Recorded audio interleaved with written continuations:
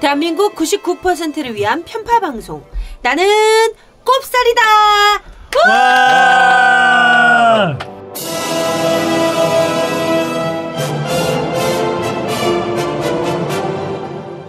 여러분들의 오늘과 내일을 밝혀드리는 등대지기 나는 꼽살이다 178회 시작하겠습니다. 골반 잡자 바로 잡자 바디로직. 선띠 오빠, 요즘 몸매가 왜 이래요? 진짜 나이 먹은 거 티네요. 아니 무슨, 나 아직 젊다고. 이 배는 사실 고민이긴 해. 근데 배가 나와서 그런가 요즘 허리도 아프고. 아직도 바디로직 몰라요? 저 오다리 때문에 바디로직 입었는데 다리가 싹 붙잖아. 골반 좌우 상하 균형을 딱 맞춰줘서 통증만 좋아지는 게 아니라 저처럼 몸짱 될 수 있다고요. 진짜로? 와, 그런 걸 혼자만 알고 있었어? 정말 밉다. 근데 이름이 뭐라고? 바디로직. 우리 통증 바로 잡자 바디로직. 몸매 교정 바로 잡자 바디로직. 자세가 좋아지는 골반 교정 타이즈 바디로직. 검색창에 골반 교정 바디로직.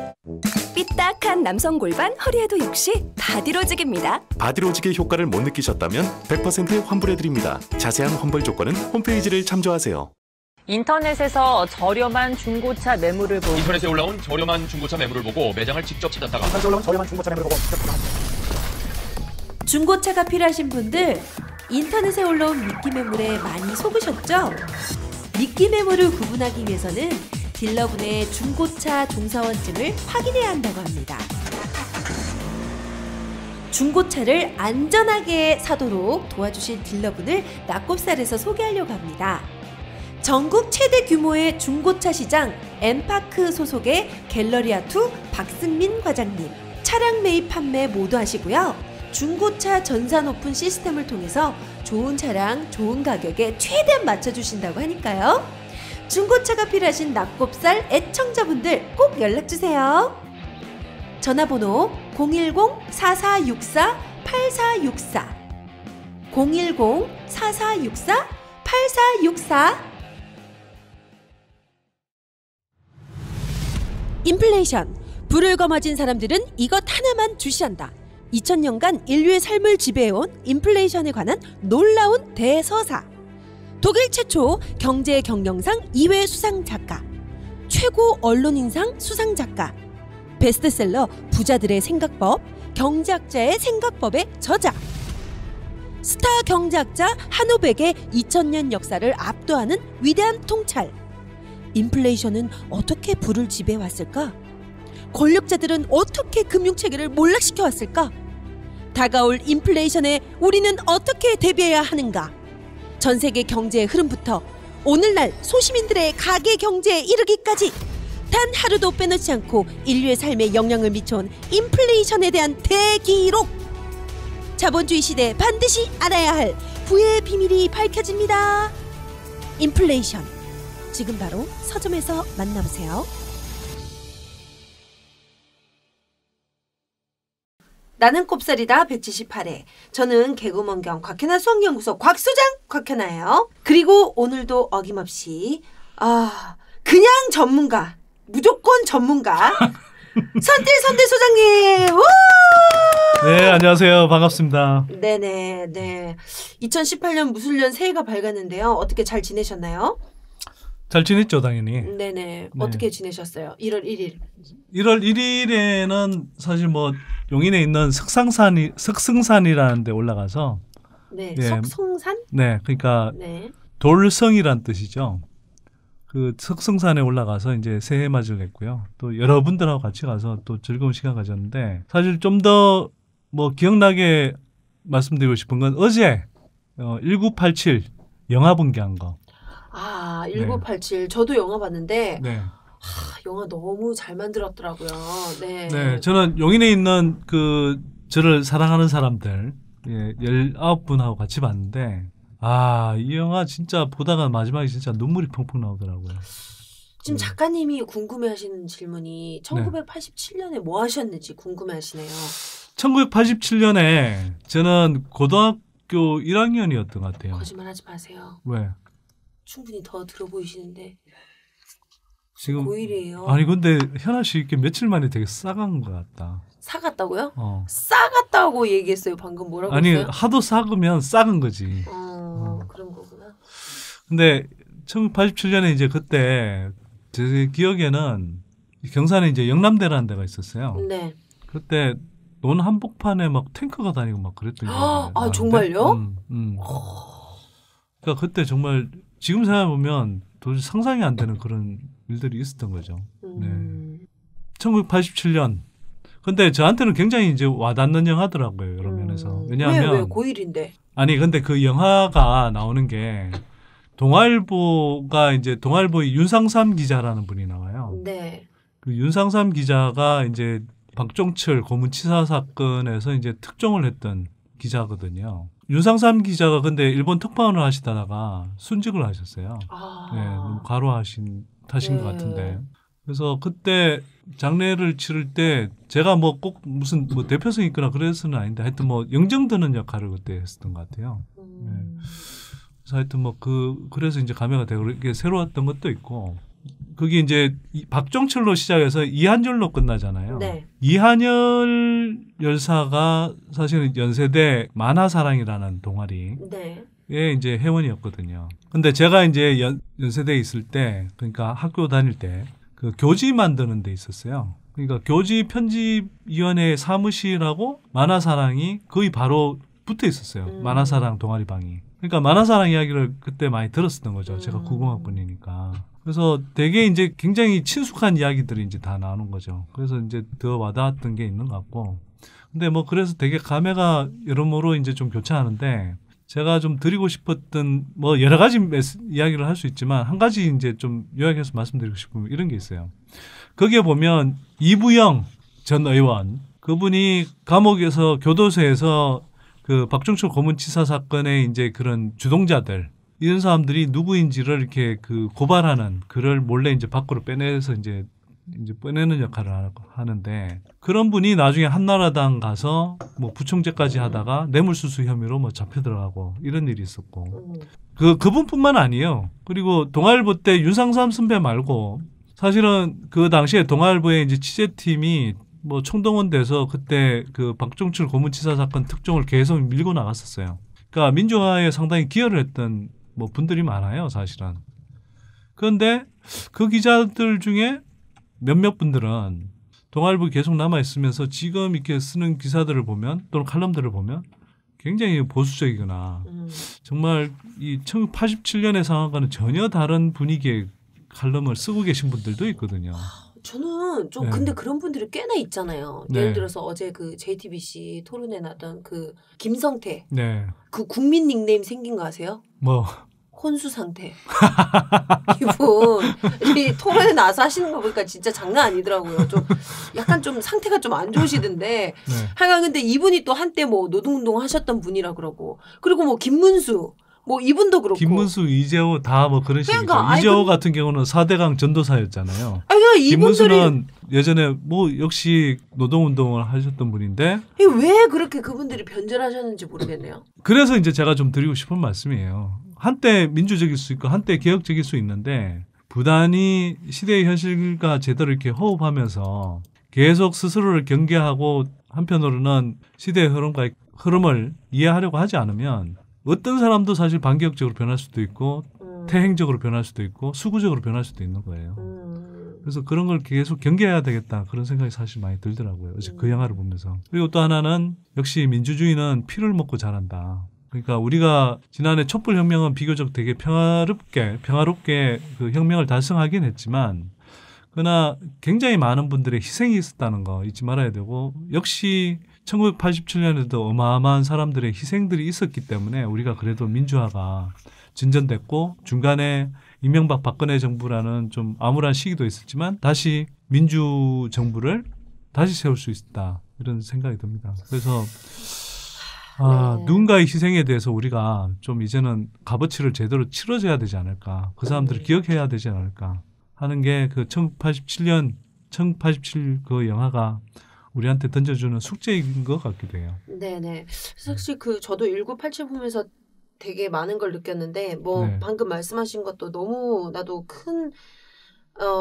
이 의미로 다가오기도 했고 좀 적응이 안 되더라고요. 왜냐면 그 당시의 언론의 모습과 지금의 언론의 모습이 너무나도 판이하게 달라서 무슨 딴 세상 얘기하는 것 같기도 하고. 그러니까 뭐 그 부분도 사실 좀 짚어야 되는데요. 그 부분도 좀 짚어야 되는데 네네. 사실은 지금은 이제 동아일보가 되게 수구적인 신문으로 돌아섰는데 80년대 후반에는 동아일보가 뭐 명실상부한 1등 신문이었고요. 뭐 판매 부수라든지 그다음에 그 기사의 뭐 내용이라든지 이런 면에서 명실상부한 1등 신문이었고 그 당시에 가장 강력한 야당지였어요, 사실은. 그래서 나름대로 여론을 주도하는 신문이었거든요. 그런 신문이 이 박종철 고문치사 사건을 이제 다뤘고 또 그렇게 이제 밀고 나갔기 때문에 한편으로는 민주화 운동을 이제 전진시킨 측면도 있어요. 근데 이제 그게 90년대 초반에 김중배 전 동아일보 편집국장이 그런 경고를 한 적이 있는데 이제는 정치 권력과의 싸움에서 자본가의 싸움으로 가야 된다. 뭐 이런 이야기를 한 적이 있거든요. 그러니까 그만큼 이제 민주화가 어느 정도 되고 난 다음에 오히려 이제 재벌 광고주들의 힘이 되게 이제 커진 거죠. 그러면서 사실은 정치적인 측면뿐만 아니라 이제 경제적 이해관계에 의해서도 휘둘리는 그런 이제 단계로 넘어갔고 그게 특히 이제 외환위기 같은 거 이렇게 겪으면서 동아일보 경우에는 계속 이제 조선일보 아류 신문이 된 거죠. 그래서 저도 되게 안타까운 게 동아일보가 그래도 이렇게까지 수구 신문이 아닐 때 들어갔고 나름대로 이제 기대감을 가지고 정의의 필봉을 휘둘러 보겠다는 기대감을 가지고 들어갔었는데 이 회사가 이제 변질되는 걸 보면서 되게 마음이 아팠죠. 사실 그래서 이제 나온 측면도 강하고 그래서 1987에 나오는 동아일보의 모습과 지금의 동아일보가 또 교차되면서 되게 참 안타까운 마음이 들더라고요, 사실. 그러니까요. 네. 영화를 뭐 안 보신 분들도 있을 것이고 본 분도 계시겠지만 참 1987 이 영화가 주는 메시지가 꽤나 크더라고요. 네. 자, 낙곱살 제178회 본격적인 주제 얘기로 들어가기 전에 2018년 무술년에도 낙곱살의 살림살이를 책임져 주시는 광고 시간.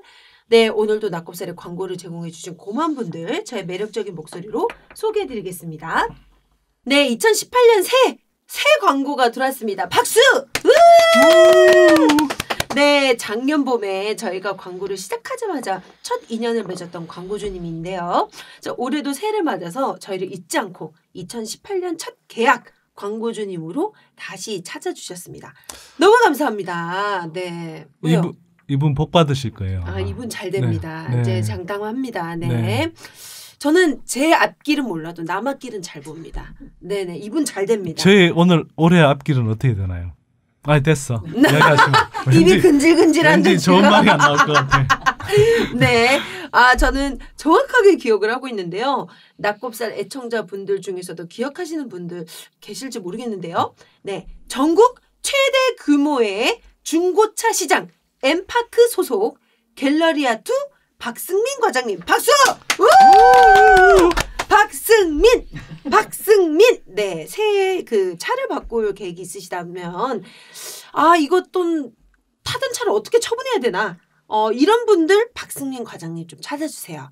여러분 기억하시죠? 낙곱살 청취자분들께 중고차 전산 오픈 시스템을 통해서 좋은 차량을 안전하게 가격도 최대한 맞춰주신다고 하니까요.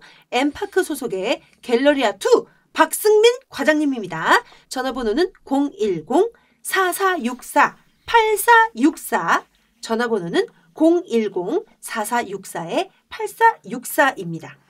자, 그리고 제가 애정하는 바디로직 리포머 팬츠 입어봤어요? 입어봤죠. 어때요?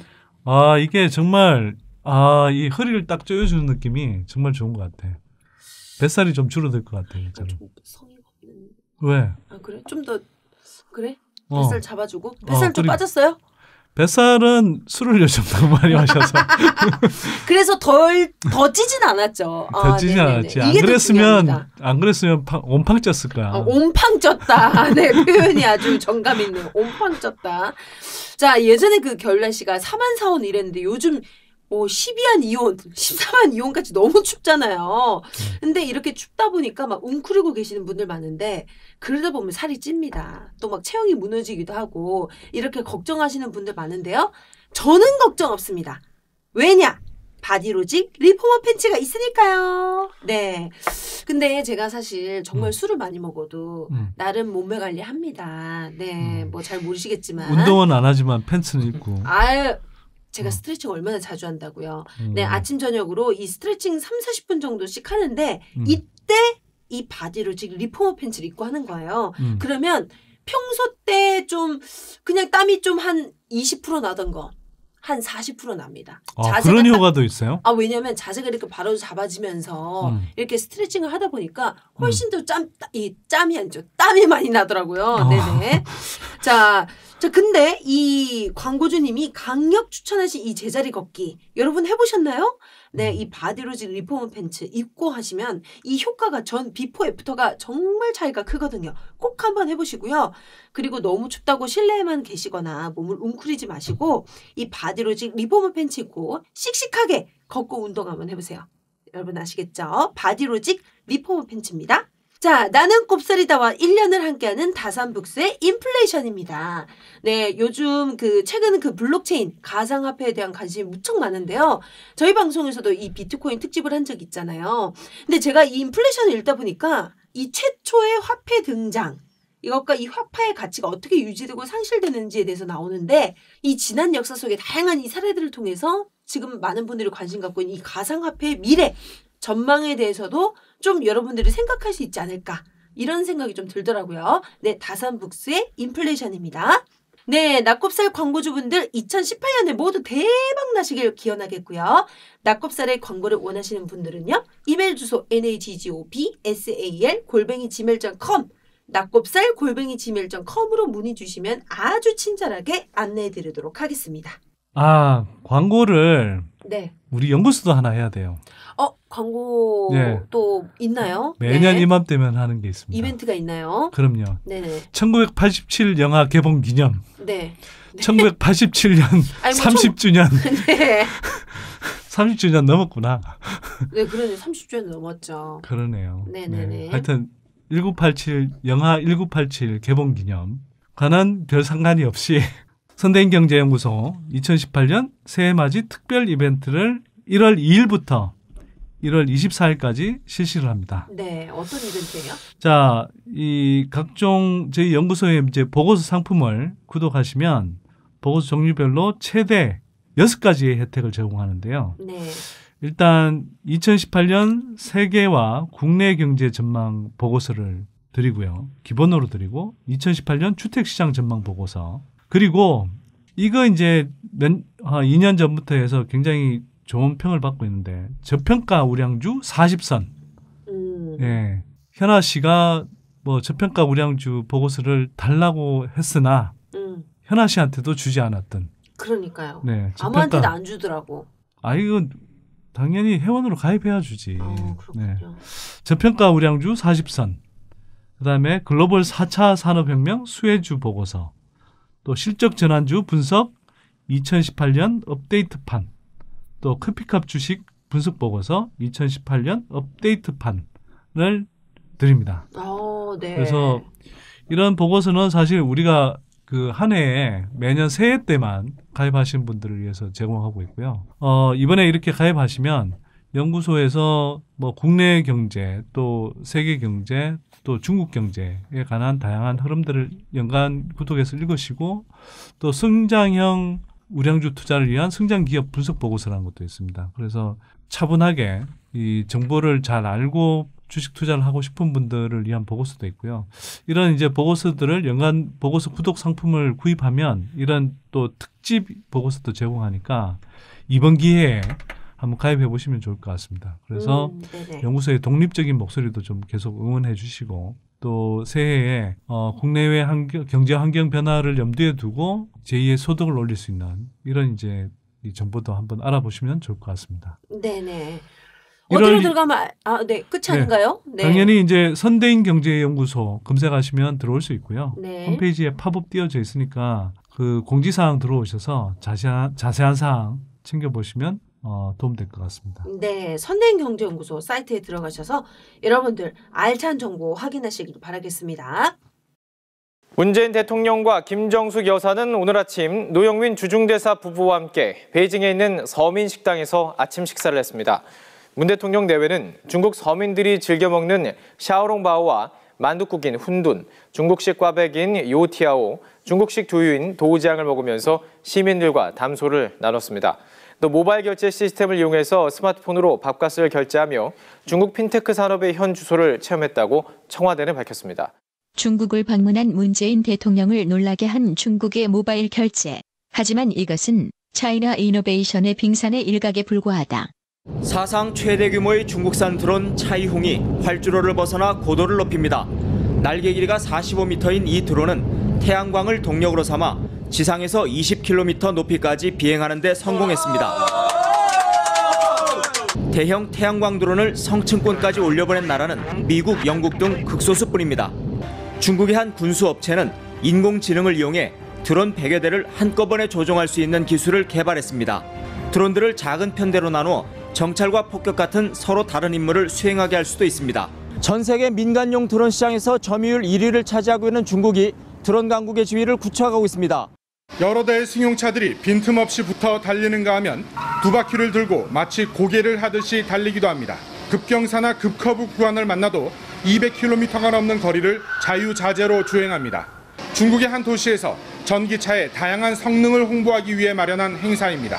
지난해 중국 업체들이 생산한 전기차는 모두 37만여 대, 전 세계 생산량의 43%입니다. 중국 정부는 기존 충전소 15만 대에 80만 대의 충전소를 올해 안에 새로 지어 전기차 산업을 위한 인프라를 구축할 계획입니다. 공격적인 투자로 선두에 나선 중국처럼 정부와 민간, 공동의 과감한 대책 마련이 시급해 보입니다. 중국의 의사 자격 시험 고사장. 수험생은 다름 아닌 인공지능 로봇입니다. 이 로봇은 고득점을 받아 의사 면허를 땄습니다. 의료 분야뿐 아니라 중국은 인공지능 선박과 국방 분야 등을 AI 중점 투자 분야로 지정해 육성하고 있습니다. 2030년까지 1조 위안, 우리 돈 170조 원을 투자해 세계 1위 미국을 추월하겠다는 계획입니다. 지난해 중국의 특허 출원 수는 133만 건으로 1위, 2위인 미국 58만 건에 2배가 넘는 수치입니다. 특허 대부분이 로보틱스와 3D 프린팅 등 4차 산업혁명 분야에 집중된다는 점은 분명 주목할 필요가 있습니다. 이제 중국은 세계 생산의 중심에서 혁신의 중심으로 변신하고 있다.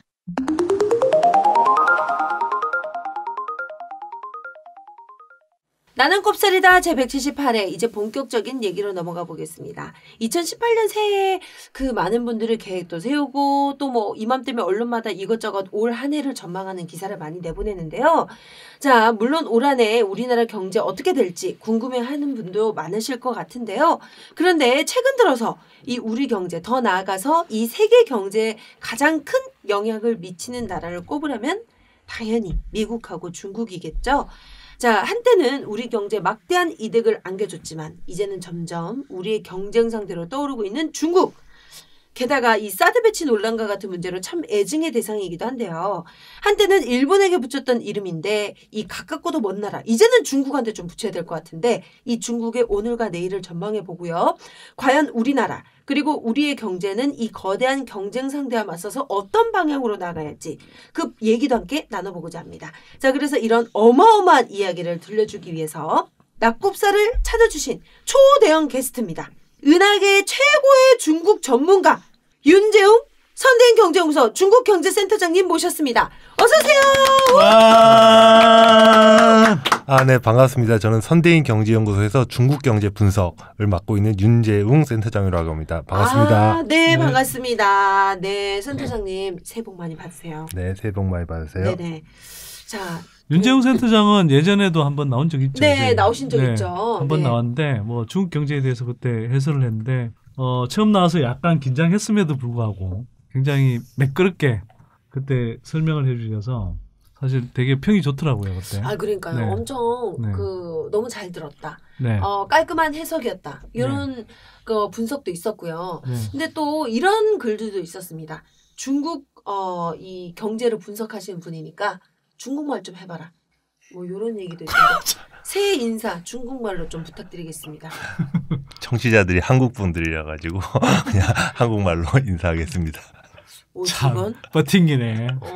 이분이 한번 해보세요. 이분 되게 잘 넘어가시네요. 구렁이 담 넘어가듯. 자, 제가 근데 윤재웅 센터장을 다시 한번 모신 이유는 또 한편으로 좀 따로 있어요. 뭔가요? 왜냐하면 윤재웅 센터장이 최근에 책을 냈습니다. 책 이름이 뭔가요? 차이나 이노베이션.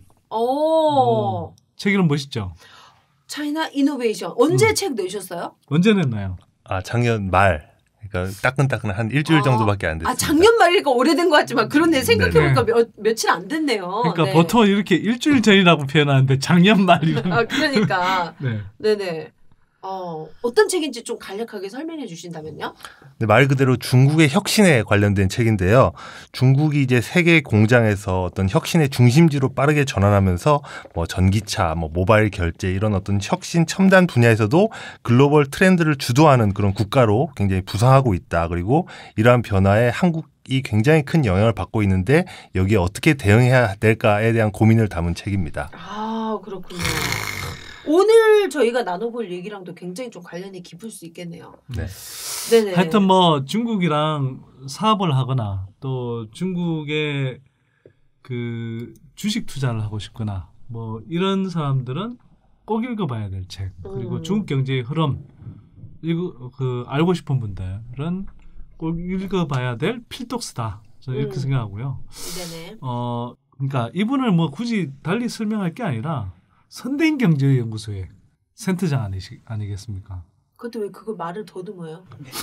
그거 좀 편하게 얘기해야지. 왜 또 더듬더듬 얘기하지? 편집. 뭐 다 편집이래. 네. 이분이 바로 선대인 경제연구소의 센터장이라는 것만 해도 얼마나 좋은 책이 나왔겠어요. 그렇습니다. 그러니까 믿고 사보는 선대인 경제연구소의 책. 네. 이 책을 읽으면 올 한 해 완전히 눈이 번쩍 뜰 겁니다. 네네, 그렇습니다. 제목 한 번 더 강조해 주신다면? 차이나 이노베이션입니다. 네, 여러분 차이나 이노베이션입니다. 보통 이런 거 저자가 막 이렇게 슬래발 치면서 막 떠들고 이러는데 이건 뭐 너무 선비셔. 내가 보기에는 좀 약간. 알고 보면 안 그런데 진짜 왜 이렇게 약간 공부만 한 분 같아. 이분이 여기 나오니까 괜히 점잖은 척 하는 거야. 좀 이따 한번 보십시다. 네. 자, 그러면은 저희가 또 다짜고짜 첫 질문 드리겠습니다. 자, 올해 중국 경제 어떻게 보시나요? 왜냐면 이게 중국 경제 위기론이 사실 좀 오래전부터 좀 그런 얘기가 좀 많이 나왔었거든요. 뭐 성장률이 많이 떨어졌다, 부채 문제, 자산 거품, 이거 터질 가능성이 크다 이런 얘기가 있는데 어떻게 앞으로 갈지 좀 얘기해 주시다면. 네, 사실 중국 위기론은 매년 연례 행사처럼 되풀이되는 측면이 있습니다. 그렇죠. 대부분 좀 제가 볼 때는 실제 데이터에 좀 근거한 분석이라기보다는 모종의 의도가 담긴 좀 전망인 경우가 많았습니다. 물론 그렇다고 해서 중국 경제에 문제가 전혀 없는 건 아닌데요. 중국 경제는 지난해보다는 다소 둔화된 경제 성장률을 기록할 가능성이 높지만 여전히 안정적인 6% 중반대의 성장률을 이어갈 가능성이 굉장히 높습니다. 6%면 굉장히 높은 거 아니에요? 네네. 그렇죠? 요즘 다들 불경기인데. 사실 지난해와 비교해도 그냥 뭐 퍼센트로 따지면 0.몇 % 수치 정도 차이밖에 나지 않는 거라서요. 사실 그 수치 자체보다는 어떤 부분이 어떤 흐름을 보일지를 갖다가 구체적으로 살펴보는 것이 맞다고 생각합니다. 근데 하여튼 중국 경제 위기는 없다는 거죠? 네네, 뭐 급격한 어떤 경기 위축이라든지 어떤 위기의 징후는 아직 보이지 않고요. 다만 이제 뭐 IMF라든지 어떤 국제 연구 기관에서 중국의 어떤 기업 부채의 심각성에 대해서는 여러 번 지적하고 있고, 저도 그 부분이 굉장히 좀 가장 위험한 어떤 아킬레스건이라는 것은 분명히 인지를 하고 있습니다. 중국의 기업 부채는 지금 GDP의 한 160%를 넘어설 정도로 굉장히 좀 높은 수준인데요. 특히 올해는 미국이 기준금리를 한 두세 차례 정도 올릴 것으로 예정돼 있으면서 중국의 어떤 이런 디레버리징 그 충격에서 일정하게 어느 정도 그런 어떤 충격이 일정하게 나타날 수 있다라고 생각합니다. 그래서 중국 정부도 올해 목표를 어떤 양적인 성장보다는 질적인 성장을 위해서 리스크 방지를 이렇게 전면에 내걸고 있는데요. 하지만 이렇게 투자라든지 이렇게 기업 부채 쪽에 약간의 어떤 리스크가 있을지는 몰라도 새로운 성장 동력으로 자리 잡은 어떤 소비 부분이라든지 아니면 2016년부터 어떤 진행되어 온 공급 과잉 업종에 대한 구조조정이 효과를 거두면서 산업재 부분에서는 회복세를 이어갈 전망입니다. 그렇군요. 되게 긍정적으로 지금 평가를 하시는 것 같은데요. 네네. 그 뭐 위기론에서 얘기하는 그런 어떤 그 경착륙 이런 것보다는 우리가 어떤 그 안에서도 어떤 기회 요인들을 찾아야 된다라는 측면에서 접근을 하고 있는 것입니다. 아까 앞에서 뭐 위기론을 이야기할 때 모종의 의도가 있는 것 같다 이런 이야기를 했는데 뭐 모종의 의도가 뭐예요? 보통 이제 미국이나 이런 쪽을 중심으로 해서 어떤 중국 경제가 이렇게 미국이나 서방 경제를 이렇게 넘어서서 뭔가 좀 제국화하는 그런 거를 견제하기 위해서 여러 가지 서방 언론 쪽에서 이렇게 매년 연례 행사처럼 하는 어떤 중국 경제 위기론을 갖다가 통칭하는 이야기입니다. 그렇군요. 좀 그런 건 좀 저희가 좀 주의 깊게 좀 봐서 구분을 해야 될 것 같은데. 근데 이런 것 같아요. 그러니까 이게 한국 언론들이 기본적으로 이제 국제부에서 보도를 할 때 한국 언론들이 주로 국제부에서 보도를 하거든요. 네. 그러면 보통 소스로 삼는 게 서방 언론들인 거예요. 그러니까 뭐 각종 통신사들이 대부분 서방 언론들 통신사를 인용하는 거잖아요. 또는 뭐 외국의 이제 유수의 뭐 신문들 이런 데를 인용을 하는데 아무래도 이 그쪽의 시각을 담은 이제 기사들을 좀 뭐 종합해서 또는 참고해서 이제 기사를 쓸 수밖에 없거든요. 그래서 이제 그게 한국 국내 기사에도 이제 좀 많이 반영이 되는 것 같아요. 그러니까 기사의 생산 과정을 보면. 그러니까 그런 면에서 이제 그런데 근데 제가 느끼는 건 그게 뭐 아주 계획적인 어떤 음모 이런 거라기보다는 약간은 제가 볼 때는 좀 일종의 오리엔탈리즘 아닌가 싶기도 해요. 그러니까 이 서방의 입장에서 그 동양의 뭐 중국 같은 이런 나라에 대해서 되게 경계심을 가지고 또는 우리와 다르기 때문에 저쪽의 구조는 뭔가 이상하고 잘못됐고 그래서 문제가 일어나야 될 것 같은 식으로 이제 보는 측면이 좀 되게 강하다는 거죠. 그런 데서 나오는 게 아닐까 싶은데 그러니까 체계적인 어떤 의도의 기초에서 만들어진 왜곡이라기보다는 그런 이른바 이제 오리엔탈리즘이라고 이제 통칭하는 그런 시각에서 이렇게 이런 기사들이 자꾸 만들어지는 게 아닐까 이런 생각이 사실 저는 좀 드는데 어떻게 봐요? 생각하세요? 네네 뭐 그런 근본적인 세계관의 차이 때문에 이렇게 좀 시각이 그렇게 바라보는 측면도 있지만 분명히 예를 들어서 국제 금융이나 이런 쪽에서 매년 연말이나 이런 때 뭐 위안화나 아니면 중국 경제에다 숏세일을 걸어놓고 경제적 이득을 얻기 위해서 이런 어떤 그 중국 경제에 대한 좀 위기론을 부각시키는 이런 어떤 시도들도 몇 번 있었기 때문에 어떤 그런 세계관적인 차이에 의거한 어떤 중국에 대한 위기론도 분명히 있고 제가 좀 전에 말씀드린 대로 어떤 의도나 어떤 그런 걸 가지고 중국 경제를 좀 비관적으로 보는 측면 그런 것들이 두 개 다 있는 것 같습니다. 근데 이게 오늘 뭐 어려운 용어들이 너무 많이 나온다. 딜레버리징 나오고 숏세일 나오고. 그거 좀 따로 설명해 주세요. 딜레버리징은 이제 레버리지라는 게 뭐 이른바 이제 투자를 할 때 부채를 동원해서 이 하는 걸 레버리지를 쓴다라고 표현하죠. 그러니까 지렛대 쓰듯이 부채를 동원해서 이제 자기 자본을 조금만 태우고도 이제 많은 이제 투자를 하는 거죠. 예를 들면 강남이 재건축 투자를 할 때 예를 들어 10억짜리 집을 사는데 자기 돈 2억만 내고 예를 들어서 뭐 8억의 빚을 얻었다 그러면 레버리지를 굉장히 심하게 쓴 거죠. 근데 이게 이제 그렇게 해서 할 때는 좋은데 만약 이게 뭐 예를 들어서 이제 금리가 올라간다. 그래서 이게 부채 부담을 많이 진 주체가 이제 그때가 되면 부채를 어떤 식으로든 이제 좀 해소를 해야 되는 이런 상황이 벌어지잖아요. 그런 걸 이제 딜레버리징이라고 그러죠. 딜레버리징. 네, D라는 건 이제 역으로 한다라는 뜻이 있는 거니까 반대의 뜻이 있는 거죠. 그래서 부채를 이제 해소해가는 과정에서 뭐 경제적인 긴축이 오는 경우들도 있고 뭐 이런 걸 이제 딜레버리징이라고 표현하고요. 숏세일은 뭐 위로 치면 이제 공매도라는 표현을 많이 쓰는데 이건 재영님이 설명을 하는 게 좀 더 낫겠다. 네네. 그 공매도 같은 경우는 이제 보통 우리가 주식 투자나 뭐 이런 걸 할 때 자산이 가격이 오르는 거에 의해서만 이렇게 수익을 얻는다고 생각하는데요. 공매도 같은 경우는 자산 가격이 뭐 어떤 뉴스거나 아니면 뭐 펀더멘탈이 약화될 거라고 미리 예상을 하고 자산 가격이 떨어지는 거에도 불구하고 이익을 얻을 수 있는 그런 투자의 하나의 기법을 얘기합니다. 그러니까는 그런 것들을 통칭해서 그냥 숏세일, 뭐 공매도 뭐 이렇게 이야기합니다. 이건 뭐 사실 일일이 다 풀긴 좀 그렇고요.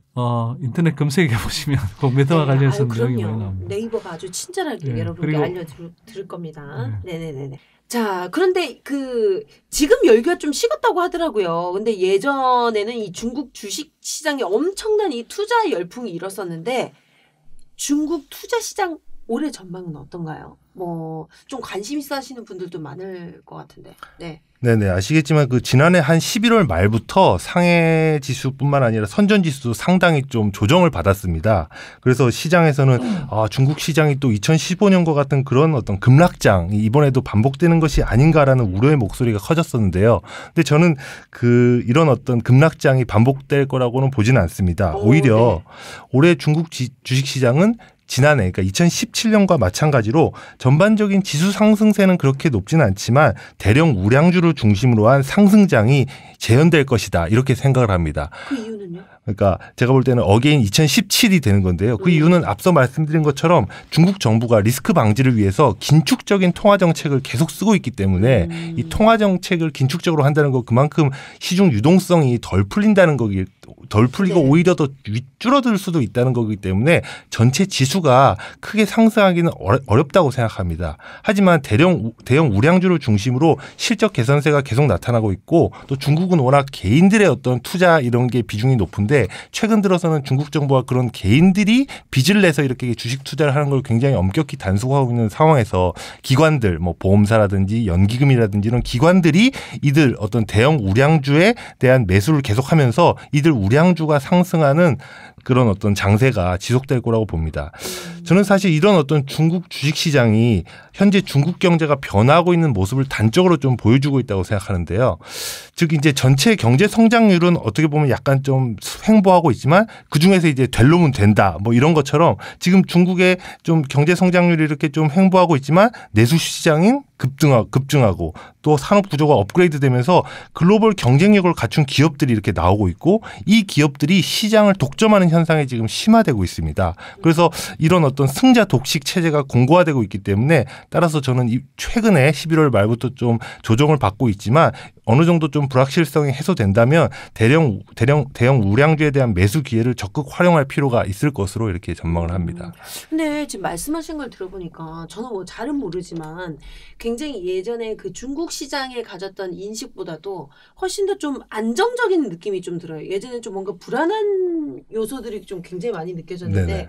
좀 국가 차원에서도 그렇고 뭔가 관리하려고 하는 그런 의지도 느껴지고 좀 투자하려는 입장에서는 좀 안정적으로 투자할 수 있는 환경이 좀 만들어지고 있다. 이렇게 드는 느낌 맞나요? 네네. 2015년도에 많은 분들이 후광통 들어가면서 손실을 좀 크게 보셨던 이유가 그때 2015년도 중반에 굉장히 급락장이 있었는데요. 그때에 대한 트라우마 때문에 중국 정부도 이 자산 시장이 특히 주식 시장이 이렇게 급등락을 해서는 이 자본시장 발전에 전혀 도움이 안 된다는 걸 깨닫고 그 뒤로부터 시장의 안정에 굉장히 많은 관리 감독을 강화하고 유동성을 갖다가 규제하고 뭐 이런 정책을 통해서 좀 안정감, 특히 변동성을 이렇게 줄이는 정책들을 굉장히 많이 쏟아냈고 그게 일정하게 효과를 내고 있다고 보고 있습니다. 아, 그렇군요. 그래서 아까랑 조금 이어진 얘기도 한데 이렇게 그만큼 중국이 굉장히 좀 변동성이 큰 나라, 즉 좀 뭔가 불안정한 느낌의 이미지가 되게 많았어요. 뭐 예를 들어서 뭐 짝퉁. 뭐 그냥 뭐 많이 베끼고 막 그냥 뭐 먹고 튄다든지 뭐 약간 이런 나쁜 이미지. 근데 그래서 뭐 믿을 수 없는 나라, 뭐 막무가내식의 나라 이런 이미지가 참 강했던 것 같은데, 근데 이런 중국이 이제 세계적인 위치에서 그러니까 어떤 자리를 차지하고 있는지 단적으로 이해할 수 있는 뭔가 좀 그런 예를 하나 들어주신다면 뭐가 있을까요? 네, 그런 예는 사실 굉장히 많은데요. 얼마 전에 애플이 아이폰에 QR코드 결제 기능을 추가한 것이라든지 아니면 인공지능이나 핀테크 부문에서 중국의 어떤 영향력이 중국뿐 아니라 글로벌적으로도 굉장히 커지고 있는 이런 것들이 이런 혁신의 위상을 단적으로 보여주는 것이라고 생각합니다. 그래서 지금 외신에서는 미국 기업들이 중국의 어떤 기술, 특히 핀테크라든지 모바일 기술을 갖다가 베끼는 사례들이 늘어나고 있다는 어떤 기사들이 굉장히 많이 나오고 있습니다. 아, 근데요, 사실 중국은 이거 좀 뭐 중국 뭐 제가 뭐 나쁘게 보고 이런 말씀 드린 건 아니지만 예전에 뭐 진짜 어디 관광 가고 이러면 굉장히 이분들 막 인터넷도 막 뭐 잘 안 되어 있고 이런 것 같은데 어떻게 이렇게 갑자기 확 탈바꿈하게 된 거예요? 사실 그 몇 년 전만 해도 중국을 대표하는 기업들은 공상은행이나 신한페카 같은 어떤 국영 기업들이었는데 지금은 아닙니다. 지금은 혁신 능력으로 무장한 알리바바, 텐센트 같은 민영 기업들이 중국을 대표하는 기업으로 떠올랐는데요. 아시는 것처럼 그 세계 10대 유니콘 기업, 그러니까 유니콘이라는 하는 거는 10억 달러 기업 가치를 가진 그 비상장 스타트업을 얘기하는데 네. 그 그러니까 상장 안 된 기업들 가운데 그 이미 가치 평가를 장외에서 한 1조 원 이상 평가받고 있는 기업들. 네네. 그걸 보기 드물다고 해서 유니콘 기업이라고 그래요. 아하. 네, 그런 기업들 10대 그 유니콘 중에서 4개가 이미 중국 기업이고요. 세계 최대 전기차 업체는 비아디, 이것도 중국 업체고, 그다음에 세계 최대 핀테크 업체는 그 엔트 파이낸셜이라고, 이것도 중국 업체입니다. 그래서 그 세계 최대 드론 업체는 또 따장이라고, 이것도 선전에 있는 중국 업체고요. 그 DJI라고 이렇게 우리가 이야기하는 거죠. 네네. 네. 그래서 2016년 기준으로 모바일 결제액은 한 38조 원 정도 하는데 우리나라 돈으로 한 6천조 원 정도 하는데 이게 미국의 한 50배 정도 되는 규모입니다. 그래서 모바일 결제 부분에서는 중국이 미국을 완전히 이렇게 압도하고 있는 이런 상황입니다. 그렇다면 사실 그 미국을 압도했다는 게 그 이유가 굉장히 궁금해요. 어떤 계기가 있어서 그런 걸까요? 네네. 저도 사실은 우리가 이런 표면적인 어떤 이런 결과보다도 더 중요한 것은 중국이란 나라가 우리가 낙후됐다고 이렇게 생각했던 나라가 어떻게 이렇게 단기간에 이렇게 혁신적인 비약을 할 수 있었는지 그 배경을 우리가 이해하는 것이 중요하다고 생각하는데요. 제가 생각할 때는 역설적으로 중국이 낙후되어 있었기 때문에 이런 어떤 혁신적인 비약이 가능했다고 생각합니다. 아, 네. 제 책에도 사실 이런 몇 가지 예를 들어놨는데요. 그 중국의 온라인 결제 시스템인 알리페이, 이번에 그 문재인 대통령께서 그 중국 가셔도 알리페이로 이제 아침 식사를 한 게 화제가 된 적이 있었잖아요. 그걸로 결제를 이렇게 하시고, 네. 근데 이게 사실 중국의 금융 시스템이란 게 워낙 국영은행이 꽉 잡고 있었고, 그다음에 우리나라처럼 이렇게 신용카드로 인한 결제 이런 것들이 거의 이제 사실 없었어요. 그렇다 보니까 신용카드 단계를 건너뛰어서 바로 이제 그 QR코드를 활용한 모바일 결제로 이렇게 비약할 수 있는 이런 하나의 그런 어떤 계기를 만들어낼 수 있었던 것도 중국의 어떤 금융 시스템이 그만큼 낙후되어 있었기 때문이다. 이렇게 오히려. 네네네. 아하. 이거는 그 중국이 모바일 대국이 된 것도 사실은 이런 것과 연관이 돼 있는데요. 중국이 모바일 부분에서는 미국을 그 앞지를 만큼 굉장히 선진국가가 된 이유가 뭐냐면 중국은 PC 분야가 굉장히 낙후가 돼 있었습니다. 그래서 인터넷을 처음 접속하는 게 PC가 아니라 모바일에서 먼저 접속하는 사람들이 많을 정도로 이게 모바일 쪽이 먼저 이렇게 시장이 열렸는데, 그렇다 보니까 기업들이 텐센트나 이런 기업들이 모든 서비스를 처음부터 모바일 중심으로, 그러니까 모바일에서 관점에서 디자인하고 모바일 관점에서 기능을 만들다 보니까 훨씬 더 모바일 쪽에서는 그 서양 기업들보다 훨씬 더 발전된 그런 상황을 그 기술을 만들어낼 수 있었던 겁니다. 왜냐하면 그 페이스북이라든지 마이크로소프트 같은 그런 미국의 기업들은 워낙 기존의 PC 부분의 어떤 사업들이 단단하게 있었기 때문에 그런 어떤 PC 부분의 영업이익을 갉아먹으면서까지 모바일 사업으로 이렇게 혁신을 하거나 기술 개발을 하기에는 좀 쉽지가 않았기 때문입니다. 아, 그렇구나. 근데 사실 낙후되었기 때문에 이런 오히려 더 혁신을 일으키기가 쉬웠다라고 말씀을 하시지만 일반적으로 사람들이 그런 얘기 많이 하거든요. 중국은 인구빨이야. 인구가 이렇게 많으니까 내수 시장이 이렇게 막 엄청나게 크니까 경제가 이렇게 발전될 수밖에 없지. 이렇게 얘기를 하는데 그 혁신을 주도하는 것도 결국 인구빨 아닐까요? 이런 영향도 있지 않을까요?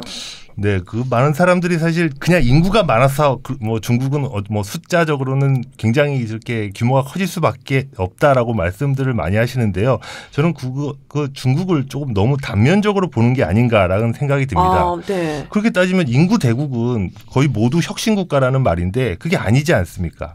그러니까 인도도 이미 인구가 거의 11억이 넘죠. 그렇잖아요. 한 13억 정도 됩니다. 네, 13억 정도 되는 나라지만 물론 인도의 혁신 능력도 상당히 이제 커지고는 있는데, 그러니까 중국만큼은 아니죠. 그러니까 인구 사이즈만으로는 이야기할 수 없다는 거죠. 네. 그래서 저는 그 인구가 혁신의 어떤 필요 조건일 수는 있지만 충분 조건은 아니라 고 생각을 합니다. 네. 물론 인구수로 대변되는 내수 시장이 규모가 큰 거는 굉장히 중요합니다. 왜냐하면 새로운 아이디어와 혁신은 그것을 흡수해 줄 만한 시장이 전제되지 않으면 기획 단계부터 좌초될 가능성이 굉장히 높거든요.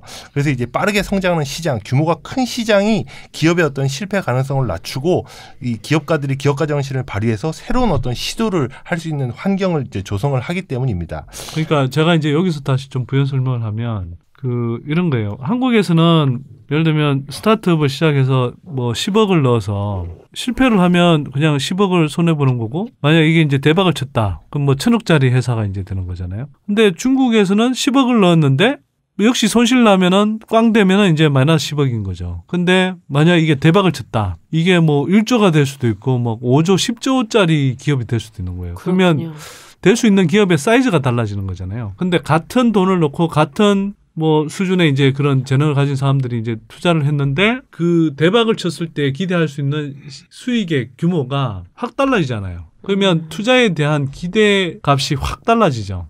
엄청 커진 거죠, 사실 중국은. 그러니까 그만큼 이제 이 혁신에 유리한 그 규모의 경제가 사실은 좀 성립되는 측면이 있는 거죠, 한편으로는. 근데 이제 그게 이제 뭐 필요 조건이지 그게 다는 아니라는 거죠. 네, 저는 이제 중국 얘기할 때 그 크기만큼 중요한 게 사실은 다양성이라고 생각하거든요. 네. 시장의 다양성. 사람들이 여기서 많이 실수를 하는데 중국 시장이 크다는 것만 알고 들어갔다가 사실은 중국은 지역마다 발전 수준도 다 다르고 소득 수준도 천차만별이어가지고 이걸 모르고 들어갔다가 실패하는 기업들이 굉장히 많습니다. 상하이나 텐진과 같은 일부 연안 도시가 동부 연안 도시 같은 경우는 이미 선진국 정도의 어떤 소비 수준 그런 쪽으로 이제 거의 발전을 했지만 윈난이나 깐수 같은 중서부 도시 같은 경우는 여전히 20-30년 전에 거의 시골 분위기를 할 정도로 굉장히 낙후돼 있는 이런 상황이 맞습니다. 그래서 미국 가전업체인 월풀 같은 경우도 중국을 하나의 단일 시장으로 이렇게 오판해가지고 실패를 한 케이스고요. 네. 그래서 저는 더 중요한 건 요즘에 모바일 시대고 여기 인터넷 시대고 하니까 중국의 어떤 이런 시장의 다양성은 단순히 오프라인 시장에만 국한되지 않고 온라인 시장도 엄청나게 다양하거든요. 그러니까 중국은 단적으로 1선 도시에서 그리고 1선 도시하고 3선 이하의 어떤 지방 도시에서 선호되는 어플리케이션이나 플랫폼이 완전히 달라요. 네. 그런 정도로 온라인에서 다르기 때문에 중국에서 성공한 기업들은 대체로 중국 시장의 다양성을 잘 활용한 기업들입니다. 근데 한국 기업들이 특히 못하고 있는 것이 바로 이 점이라고 생각합니다. 잠깐 1선 도시, 2선 도시, 3선 도시를 좀 설명해 주시면 좋을 것 같은데요. 네, 1선 도시는 이제 우리가 흔히 알고 있는 중국의 어떤 초대형 도시, 베이징이나 상하이나 선전이나 광동이나 이런 도시를 얘기하고요. 2선 도시, 3선 도시 이런 건 사실 명확한 사전적인 정의가 된 건 아니지만 1선 도시에 준하는 굉장히 발달된 어떤 텐진이라든지 이런 도시들 얘기하고 3선 도시, 4선 도시는 그보다는 작은 어떤 지방 도시를 이렇게 지칭하는 중국의 어떤 도시 규모의 발전 정도로 그냥 통칭하기 위해서 쓰는 어떤 용어입니다.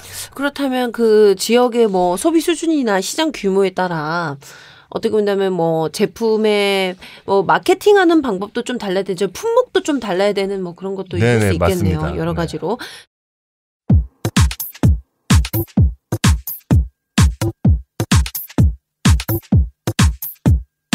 지금 여러분께서는 대한민국 99%를 위한 편파 방송 나는 꼽사리다와 함께하고 계십니다.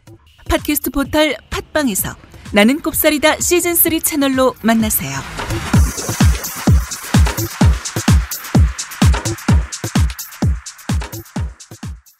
그러면 이게 저도 굉장히 궁금했던 부분인데 사실 이게 혁신 이꼴을 우리가 또 떠오르는 뭔가에 좀 동질한 이미지 생각하면은 뭐 자유롭고 막 이런 거 있잖아요. 뭐 당연히 뭐 민주주의 사회일 것 같고 이런데 근데 중국은 사회주의 뭐 일당 독재 사회잖아요. 검열도 굉장히 심하고 근데 이런 중국이 이런 정치 시스템을 가지고 있는 중국이 어떻게 세계적인 혁신을 주도할 수 있는지 저는 이게 굉장히 좀 매치가 안 되는데 저 좀 이해시켜 주세요. 네, 말씀하신 것처럼 분명히 어떤 중국의 권위주의적인 어떤 정치 체계가 자유를 규제하고 혁신을 좀 이렇게 가로막는 이런 측면이 분명히 있습니다. 얼마 전에 외신에서도 나왔는데 중국 정부가 2015년부터 한 13,000개 정도의 인터넷 사이트를 폐쇄를 시켰어요. 왜냐면 언론 자유 뭐 이런 것 때문에. 그래서 그리고 또 중국판 그 트위터인 웨이보 계정을 1,000만 개를 폐쇄를 시켰거든요. 왜냐하면 중국의 어떤 사회 안전을 위해서. 그래서 이것처럼 어떤 중국의 정치 체제가 중국의 혁신, 어떤 자유를 일정하게 가로막는 측면이 있는 거는 분명한 사실입니다. 네. 그런데 또 다른 측면에서는 중국식 어떤 권위주의 체계가 산업 정책 측면에서는 혁신에 굉장히 유리한 측면이 있습니다. 오히려요? 예, 다시 말해서 4차 산업혁명 이걸 추진하기 위해서는 국가적 역량을 집중하고 해서 재정 지원을 하거나 아니면 규제를 풀 때는 확실히 풀어줘야 되는데 사실 우리나라 같은 이런 민주국가에서는 여러 절차나 규제 때문에 사실 한 번에 못하는 경우가 많잖아요. 근데 중국은 이걸 권위주의 체제이기 때문에 이걸 한 번에 이렇게 할 수 있는 이런 역량을 갖춘 어떤 그런 측면이 있습니다. 화끈하게 그냥 야 해! 풀어! 이런 식으로. 네네. 아 그렇군요. 근데 참 어떻게 시스템이랑 이런 게 또 이 산업 정책 국가의 산업 정책을 잘 맞물렸네요. 네네. 굉장히 좀 운이 좋은 케이스인 것 같기도 한데 근데 아까 잠깐 말씀드렸는데 이 중국이 굉장히 좀 잘 뺏기기로 유명하잖아요. 어떻게 본다면. 네. 근데 뭐 예를 들어서 바이두는 구글 뺏기고 그 유쿠라는 건 이제 유튜브 뺏긴 거고. 근데 이렇게 철판 딱 깔고 완전 똑같이 잘 뺏기는데 근데 중국 정부는 그래놓고 심심하면 외국 기업들한테 막 시비 걸고 막 서비스 막고 막 이런 식으로 하거든요. 뭐 구글, 페이스북은 중국에서 이제 못 하잖아요. 근데 국내에서는 외국 기업을 장사 못하게 하면서 자기들은 밖에 나가서 이렇게 막 자유롭게 막 사업을 하고 이건 좀 너무 불공평한 거 아니에요? 네, 좀 그런 측면이 확실히 있습니다. 이걸 갖다가 보통 만리 방화벽이라고 그러는데요. 그레이트 파이어월이라고, 그레이트 월은 이제 만리 장성이잖아요. 근데 이걸 사람들이 비꼬면서 그레이트 파이어월이라고 해서 만리 방화벽이라고 하면서 중국에서 구글, 페이스북, 트위터 같은 이런 서방의 어떤 이런 SNS 이런 데 접속이 안 되는 걸 갖다가 이렇게 좀 희화하면서 하는 말입니다. 중국에서 사실 이런 데 접속하려면 가상사설망인 VPN에 접속을 해야 되는데 최근에는 이것마저도 다 차단을 시켰습니다. 그래서 중국에서 좀 이런 측면이 굉장히 좀 있는 건 사실인데 근데 저는 이것도 좀 균형 있는 시각으로 봐야 된다고 생각합니다. 그럼 우리도 중국처럼 이렇게 쇄국 정책으로 하면은 위챗과 같은 소프트웨어를 우리가 만들 수 있을까? 중국 기업들은 그러면 그저 그냥 외국 기업들을 미국 기업들 거 뺏겨서 성공했을까? 라는 점이라는 거죠. 네. 그래서 절대 그렇지 않다는 건데 그리고 사실 자본주의 역사에서 반드시 먼저 발명한 사람이 그 수혜를 받는 건 아닙니다. 그걸 갖다가 뭐 상업화하고 사업적으로 잘 키운 사람이 그 수혜를 받는 게 중국뿐만 아니라 다른 자본주의 역사에서도 허다했기 때문에 이거에 대해서 좀 우리가 좀 인식을 할 필요가 있고요. 일례로 지금은 중국뿐만 아니라 전 세계를 굉장히 빠르게 평정하고 있는 알리바바의 전자상거래를 한번 제가 예를 들어 보겠습니다. 처음에는 사실 중국에서도 알리바바의 존재감이 굉장히 작았어요. 네. 왜냐하면 이베이라고 미국의 그 전자상거래 업체가 중국으로 진출하면서 온라인 결제 시스템이 페이팔을 갖다가 앞세워가지고 이베이가 이제 중국의 어떤 전자상거래 시장을 먹기 시작했는데 알리바바가 한 것은 이게 어떻게 이 자국 로컬 기업으로서 이 이베이에 대항할까를 갖다가 고민하면서 내가 중국의 특성을 이해하고 중국에 맞는 제품을 내놔야 되겠다라는 생각을 했어요. 그 알리바바 마윈 회장이. 그래서 알리바바는 중국처럼 이렇게 가짜, 그러니까 짝퉁 상품을 이렇게 판치는 상황에서는 이베이의 어떤 페이팔처럼 구매자가 결제하면 바로 판매자가 즉시 받는 페이팔과 같은 결제 시스템으로는 성공하기 어렵고 상품 구매자가 먼저 이렇게 물건을 살 때 제3자인 알리페이로 돈을 송금하면 판매자가 알리페이의 입금 내역을 확인한 후에 물건을 발송하는 이게 제3자 그 에스크로 방식의 어떤 결제 시스템인데 이 방식이 이게 굉장히 필요하다고 생각해서 이걸 도입하면서 대박을 쳤거든요. 그러니까 어떻게 보면 특별히 기술적인 난이도가 높은 건 아니지만 중국에서 짝퉁이 많고 그 소비자들 간에 신뢰도가 낮다는 점을 이용해서 이렇게 반드시 그러니까 기술적인 난이도가 높은 건 아니지만 어떻게 보면 반드시 필요한 혁신 이런 것들을 하면서 이렇게 중국의 어떤 전자상거래 시장을 평정하게 된 이런 케이스입니다. 근데 그거 우리나라도 이미 예전부터 하고 있는데. 네네네. 그러니까요. 진짜 안타까워 죽겠네. 그래서 중국의 혁신은 보통 이런데 이걸 전문용어로는 시장화를 통한 혁신이라고 그러는데 그러니까 기술적인 난이도는 그렇게 높지는 않지만 수요자가 진짜 시장이 필요로 하는 것 그리고 돈이 되는 부분에서 탁월한 성과를 보이고 있는 게 중국식 혁신의 좀 특징이라고 볼 수 있습니다. 근데 뭐 물론 여러 가지가 맞물리고 있지만 아무리 얘기를 들으면 들을수록 좀 중국 좀 너무 자국 보호하는 거 아니에요? 네네 그런 친구들 분명히 있고. 좀 너무 그리고 또 인구가 많은 걸 이용해서 이런 좀 경제력, 구매력을 좀 너무 이용하는 게 아닌가라는 좀 억울한 마음이 드네요. 억한 심정이 좀 드네요. 자, 전에 그 선질 오빠가 그런 얘기 하신 적이 있는데 요즘 중국 선전이 세계 스타트업 기업의 성지다. 네, 이런 얘기를 하셨는데 선전 가보신 적 있어요? 아니, 가본 적 있으니까 이런 말을 하죠. 어때요? 가보니까 어땠어요? 그러니까 사실 중국 선전은 제가 대학 졸업할 때 96년에 그 홍콩을 거쳐서 중국 여행을 할 때 가본 적이 있어요. 근데 그때도 막 이제 그 개방의 이제 전초기지로 해서 활발하게 이제 뭐 이 성장하고 있었는데 2016년에 다시 한번 가봤죠. 거의 20년 만에 가봤는데 와 이게 완전히 정말 천지개벽을 한 도시 같더라고요. 어떻게 바뀌었어요? 그러니까 뭐 그 예전에 비해서 뭐 큰 뭐 빌딩들 들어서고 그다음에 이제 여러 가지 이제 스타트업 벤처들 이렇게 굉장히 이제 곳곳에 들어서 있고 큰 기업들 이렇게 뭐 하고 있고 또 엑스포 같은 그런 이제 전시 공간들에 여러 가지 이제 기업들이 와서 이제 뭐 전시 행사도 벌이고 이런 이제 광경들이 있었는데 제 눈에 특히 이제 띄었던 건 뭐 화창베이라고 하는 그 공간이 있는데 우리 용산 전자상가의 한 10배 정도가 넘는 그런 데가 있어요. 그런데 갔더니 야 이게 우리 이제 보통 책상 하나 놓고 이렇게 있는 공간에 한 8명 정도의 이제 젊은 친구들이 눈이 이제 반짝반짝 빛나요. 이제 돈 벌고 싶은 욕심에 이제 네네. 가득 찬 젊은 친구들이 이제 그 공간들 가득 메우고 있는 거죠. 거기서 이제 하는데 이게 뭐 제가 가본 그 공간은 이제 전 세계에서 이제 쏟아지는 제조 스타트업들의 그런 프로토타입 제품들을 상당히 많이 만들어줘요. 예를 들면 뭐 미국에서 만들면 한 몇 주에서 한 달 걸려서 뭐 1,000만 원 그러니까 몇 억씩 들여서 만들어야 되는 프로토타입을 중국에서는 뭐 한 10분의 1 가격으로 며칠 만에 만들어내는 뭐 그런 식의 이제 프로토타입을 만드는 경우들도 되게 많거든요. 이게 한편으로 그렇게 만드는 과정에서 이제 중국 자체에 또 이 기술력으로 축적이 되는 측면이 있는 거죠.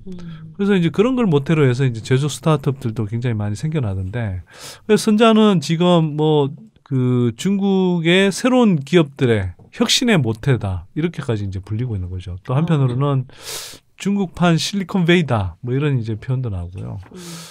그래서 중국 선전에서 이제 상장돼 있는 이렇게 그 주식들은 대부분 굉장히 혁신적인 그 기업들이 굉장히 많습니다. 스타트업에 시작한. 그래서 이 분위기 자체가 이제 이미 말을 해주고 있는 거죠. 그리고 선전 바로 옆이 이제 홍콩이잖아요. 이 재밌는 게 뭐냐면 그 실리콘밸리에는 스탠퍼드 대학에 이제 MBA 과정을 나온 사람들이라든지 공대를 나온 뭐 이런 젊은 친구들이 이제 그런 혁신의 인력들이 되는 거잖아요. 홍콩 선전 옆에는 이제 홍콩이 있어서 홍콩 가기대 같은 그런 이제 돼서 배출된 젊은 인재들이 사실은 이런 그 선전의 혁신을 만들고 또 이런 데 가서 스타트업 기업들을 세우고 그래서 이제 성공 신화를 만들어내는 사례들이 이제 굉장히 많이 늘어나고 있죠. 아까 이제 언급했던 DJI 드론의 이제 그런 CEO 경우에도 홍콩 가기대를 중퇴한 친구가 이제 CEO로 있는 거고요. 그래서 어마어마한 지금 기업으로 커나가고 있는 거죠. 근데 그 이렇게 아까 그 뭐 스타트업 붐이 굉장히 중국에서 많이 일어나고 있다라는 얘기도 저도 듣긴 했는데, 근데 미국에 비해서 어느 정도예요, 센터장님? 지금 뭐 방금 선 소장님께서 말씀하셨지만 중국의 지금 스타트업이 하여튼 굉장히 많이 열기가 뜨거운데요. 중국에서 이제 스타트업으로 굉장히 제일 유명한 데가 이제 베이징의 중관춘이라는 데가 이제 스타트업의 거의 성지로 불리는데 여긴 정말 창업 열기가 뜨겁습니다. 그래서 중국 전체로 보면 2016년도에 한 553만 개의 새로운 기업들이 생겼거든요. 그러니까 하루에 한 15,000개 정도의 새로운 기업들이 생기는 하루에요? 네네. 553만 개. 그러니까 한 언론에서 이걸 인류 역사상 최대 창업 열풍이라고 표현하기도 했는데요. 네. 사실 우리나라 대학생들은 대학 졸업하고 바로 고시촌으로 들어갈 때 중국 대학생들은 중관춘이나 아니면 선전의 난산이라고 하드웨어의 실리콘밸리라는 그런 지역에 들어가서 이렇게 창업을 하러 가는데 이런 어떤 게 10년 이렇게 누적이 되면은 저는 굉장히 하여튼 한국의 산업적으로 굉장히 좀 위기다라고 이렇게 생각합니다. 근데 그냥 이거 여담인데요. 사실 창업하는 게 쉬운 건 아니잖아요. 네네. 굉장히 자기가 어떻게 보면 처음에 사업 투자할 때 누가 투자해 주나요? 자기 돈 좀 넣고 이렇게 할 거 아니에요. 그 중국의 청년들은 그런 부담 안 가져요? 당연히 부담을 가지고요. 근데 네. 중국에 이걸 벤처 생태계라고 하는데 이 벤처 생태계가 워낙 좀 잘 구축돼 있다 보니까 한국 그 청년들이 느끼는 그런 위험 부담 아니면 그런 어떤 경제적인 부담보다는 훨씬 더 그 부담이 좀 작고 그거뿐만 아니라 아까 선 소장님께서 말씀하셨듯이 이게 성공했을 때 얻을 수 있는 어떤 기대 수익에 대한 이게 워낙 높다 보니까 네. 과감하게 이게 자기의 어떤 시간과 자기의 어떤 그걸 갖다 다 투자를 올인을 할 수 있는 이런 여건이 마련이 된 거죠. 아, 그렇구나. 그런데 이게 되게 중요한 게 지금은 아직은 이렇게 뭐 엄청난 이제 스타트업들이 창업을 해서 아직은 초기 상태란 말이에요. 그러니까 이게 경제적으로 얼마나 큰 뭐 기회들을 만들어낼지에 대해서 아직은 뭐 우리가 정확하게는 알 수는 없죠. 근데 이 정도 이제 그 창업 열풍 속에서 이 중에 성공하는 기업들이 100에 하나씩만 나와도 그리고 이 기업들이 다 상당한 규모로 커진다 그러면 이 중국의 경제를 한 단계 도약시키면서 정말 미국을 능가하는 혁신 경제 생태계를 만들어낼 수 있는 거죠. 그리고 그렇게 변모한 중국은 어찌 보면 굉장히 무서운 존재가 되는 거고요. 지금 한국이 그래서 뭐 다 따라잡혔는데 뭐 반도체 정도 좀 남았고 뭐 이런 정도를 가지고 야 우리가 아직은 중국보다 앞서지 이렇게 이제 생각할 단계가 아니라는 겁니다. 중국의 혁신 능력 자체가 어마어마하다. 그리고 이런 상태로 가면 10년, 20년 후에 한국과 중국을 비교해 봤을 때 어느 쪽이 훨씬 더 혁신적이면서도 더 큰 경제 뭐 이미 뭐 경제 규모는 더 크지만 어느 쪽이 더 혁신적이면서도 훨씬 더 선진화된 경제가 돼 있을까라는 걸 생각하면 아찔하죠 사실은. 그러네요. 자, 나는 꼽살이다 178회 오늘은 세계의 공장에서 이제는 혁신의 중심으로 발돋움하고 있는 중국의 현재 그리고 미래에 관련된 얘기 나눠보고 있습니다. 자, 1부 여기서 마치고요. 곧 이어서 계속되는 낙곱살 178회 2부 여러분 꼭 함께 해주세요.